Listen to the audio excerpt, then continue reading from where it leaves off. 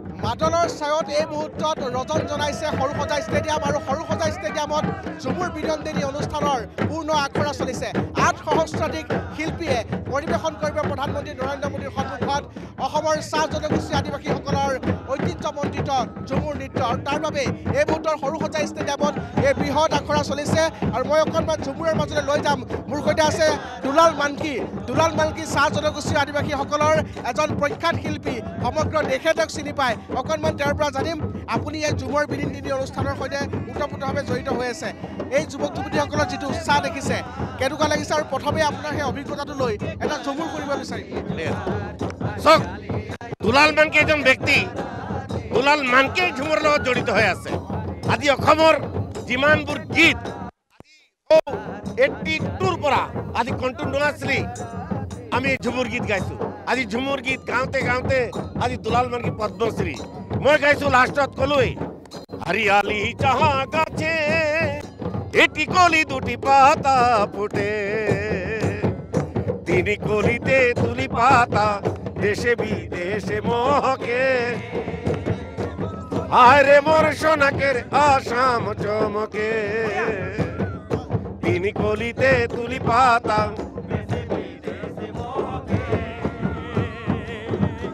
মোর সোনাকের আসাম চমকে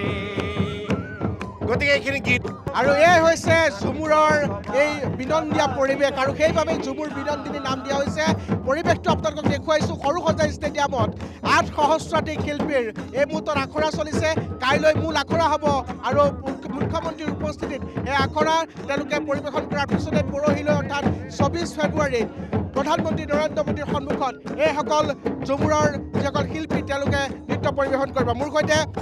বিধায়ক বিনোদ হাজৰিকা আছে আপুনিও ঝুমুৰৰ মাজত বিলীন হৈ গৈছে কেনেকুৱা অনুভৱ মই সকলোকে শুভেচ্ছা দিবৰ কাৰণে আহিলোঁ বিশেষকৈ মোৰ সমষ্টিৰ পৰা অসমৰ ভিতৰত সৰ্বাধিক ঢুলীয়া আৰু নাচনী আহিছে প্ৰায় ৪০০ৰো অধিক ঢুলীয়া আৰু নাচনী ইতিমধ্যে আহি সৰুসজাই ষ্টেডিয়ামত উপস্থিত হৈছেহি আৰু প্ৰত্যেককে মই শুভেচ্ছা আৰু ধন্যবাদ দিবৰ কাৰণে আহিলোঁ এইকেইদিন সদায় মই তেওঁলোকৰ লগতে থাকিম আৰু সুন্দৰ ব্যৱস্থিত মাধ্যমেৰে তেওঁলোকক থকা খোৱা ব্যৱস্থা কৰা হৈছে মই সুধিলোঁ কাৰো একো অসুবিধা হোৱা নাই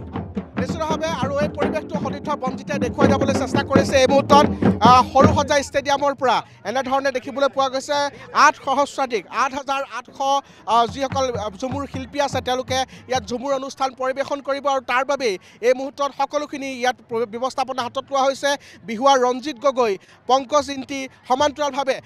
আন কেইবাজনো আচলতে বিশেষকৈ কৰিঅ'গ্ৰাফাৰ শিল্পীৰ ইয়াত তত্বাৱধানত এই গোটেই ঝুমুৰ বিনন্দিনীৰ যিটো পৰিৱেশ সেই পৰিৱেশটো ইয়াত বৰ্তমান সময়ত ইয়াত চলি আছে আৰু এই ধৰণৰ এটা খুব মায়াময় পৰিৱেশে খুব সুন্দৰ এক নান্দনিক পৰিৱেশে এই মুহূৰ্তত সৰুসজাই ষ্টেডিয়ামত বিৰাজ কৰিছে আৰু ঝুমুৰৰ এই যিটো বিশেষ অভিলেখ গঢ়াৰ যিটো তেওঁলোকৰ প্ৰচেষ্টা এই প্ৰচেষ্টা স্বাভাৱিকতেই এক আচলতে প্ৰশংসনীয় স্বাভাৱিকতেই এক বিৰল মুহূৰ্ত